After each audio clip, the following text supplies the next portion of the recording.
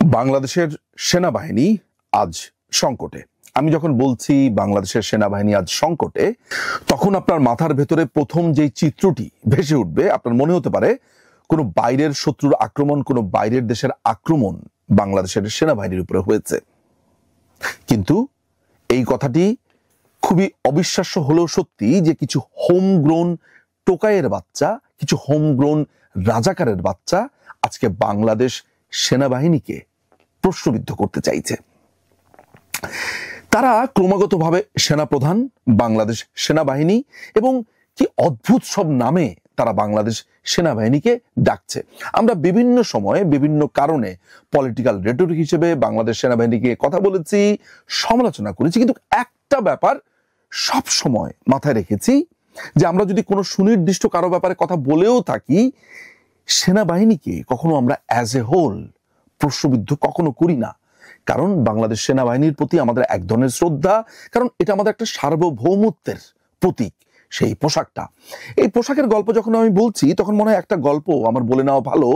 সেটা হচ্ছে যে সেনাবাহিনীতে যাবার আমার অসম্ভব রকমের ইচ্ছে ছিল, কারণ এখন যিনি সেনাপ্রধান তারই বন্ধু মেজর জিয়াউল মিল্লাত, তাকে দেখে আমরা ছোটবেলাটা বড় হয়েছি। ইনফ্যাক্ট ওয়াকারুজ্জামানকেও কতবার দেখেছি আমি। কিন্তু কথাটা যেটা হচ্ছে সেটা হচ্ছে যে এই যে ছোটবেলাতে থেকে একজন সেনাবাহিনীর অফিসারকে দেখে সেনাবাহিনীতে যেতে চাওয়া, এটাই সেনাবাহিনী। অর্থাৎ এই পোশাকটার প্রতি ভালোবাসা, ভালো লাগা। আমার মনে আছে যে সেনাবাহিনীতে যখন পরীক্ষা দিতে গিয়েছিলাম, ভাইভাতে আমাকে প্রশ্ন করেছিল যে তুমি সেনাবাহিনীতে কেন আসতে চাও, এবং অনেস্ট অ্যান্সারটি দিবে। সার্বভৌমত্ব রক্ষা করতে চাও, দেশে নিরাপত্তা দিতে চাও, এসব কথা অনেক শুনেছি। রিয়েল রিজনটা বলো, ভেতর থেকে যেটা আসে।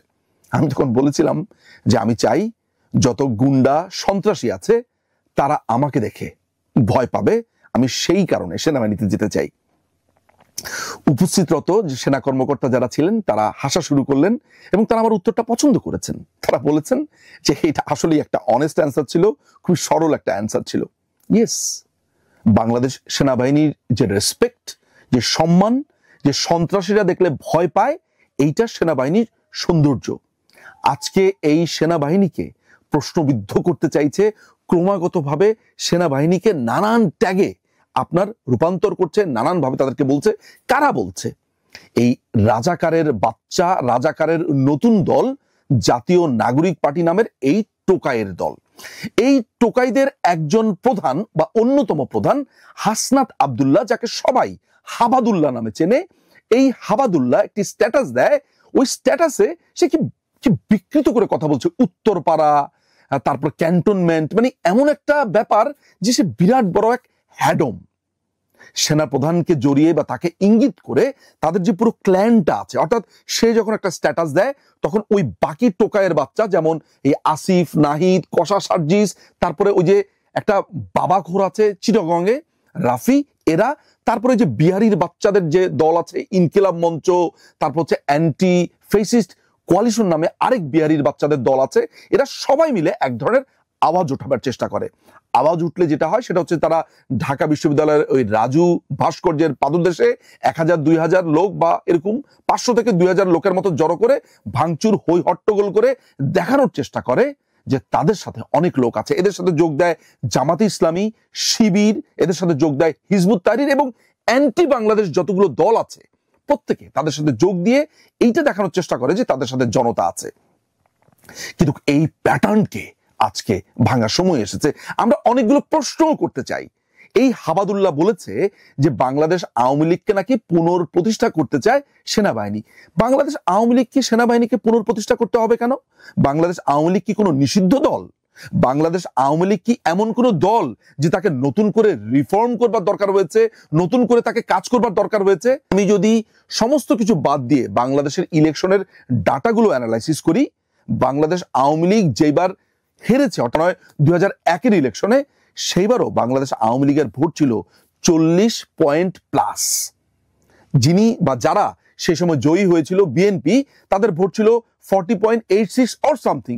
কিন্তু এককভাবে বাংলাদেশ আওয়ামী লীগ পেয়েছে 40 পয়েন্ট প্লাস। এরকম একটা দলকে পুনঃপ্রতিষ্ঠা সেনাবাহিনী কেন করবে? আর সেনাবাহিনীর তো এটা দায়িত্বও না। এই যে কথাটা বলছে এইটা সত্যতা কি? বাংলাদেশ আওয়ামী লীগের একজন মন্ত্রী মোহাম্মদ আরাফাত তার একটি স্ট্যাটাসে বলেছেন যে এই টোকাইয়ের বাচ্চারা মিথ্যা কথা বলে। জুলাইয়ে যখন তারা জঙ্গি হামলা করছিল তখন বাংলাদেশ আওয়ামী লীগ নানানভাবে তাদের সাথে মিটিং হয়েছে, এমনকি উনি সুনির্দিষ্টভাবে 20 জুলাইয়ের একটি মিটিং এর কথা বলেছে যে তাদের সাথে 2 ঘন্টার মিটিং হওয়ার পরেও বাইরে এসে বলেছে আমাদের কোনো মিটিং হয়নি, তারা জানেই না।